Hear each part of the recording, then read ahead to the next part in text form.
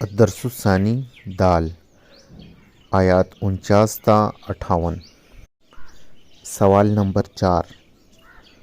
وَلَوْ تَرَى إِذْ يَتَوَفَّى الَّذِينَ كَفَرُوا الْمَلَائِكَةُ يَضْرِبُونَ وُجُوهَهُمْ وَأَدْبَارَهُمْ وَذُوقُوا عَذَابَ الْحَرِيقِ ذَلِكَ بِمَا قَدَّمَتْ أَيْدِيكُمْ وَأَنَّ اللَّهَ لَيْسَ بِظَلَّامٍ لِّلْعَبِيدِ۔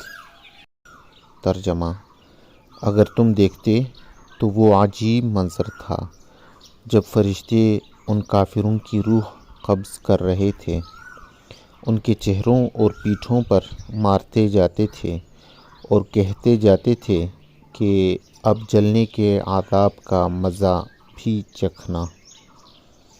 یہ سب کچھ ان اعمال کا بدلہ ہے جو تم نے اپنے ہاتھوں آگے بھیج رکھے تھے، اور یہ بات طے ہے کہ اللہ بندوں پر ظلم کرنے والا نہیں ہے۔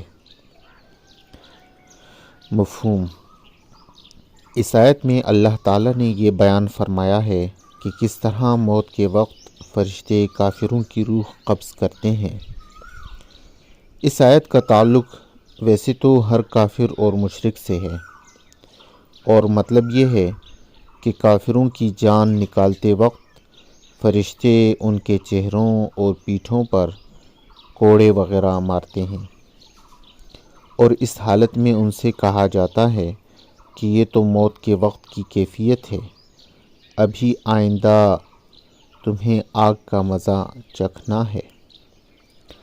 لیکن سیاق و سباق کا تعلق چونکہ غزوہ بدر سے ہے، اس لیے یہ خصوصی طور پر ان کافروں کے بارے میں ہے جو بدر میں قتل کیے گئے، اور مطلب یہ ہے کہ وہ منظر بڑا عجیب اور خوفناک تھا جب کفار مکہ بدر میں مسلمانوں کے مقابلے کے لیے آئے تھے، تو اللہ تعالیٰ نے مسلمانوں کی مدد کے لیے فرشتے بھیجے۔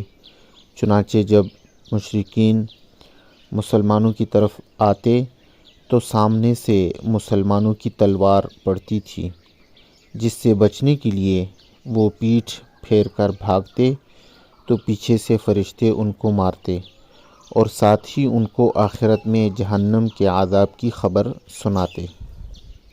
اللہ تعالیٰ فرماتا ہے کہ یہ عذاب تمہارے اپنے اعمال کا نتیجہ، مکافات عمل اور تمہارے کرتوتوں کی سزا ہے، ورنہ اللہ اپنے بندوں پر ظلم نہیں کرتا۔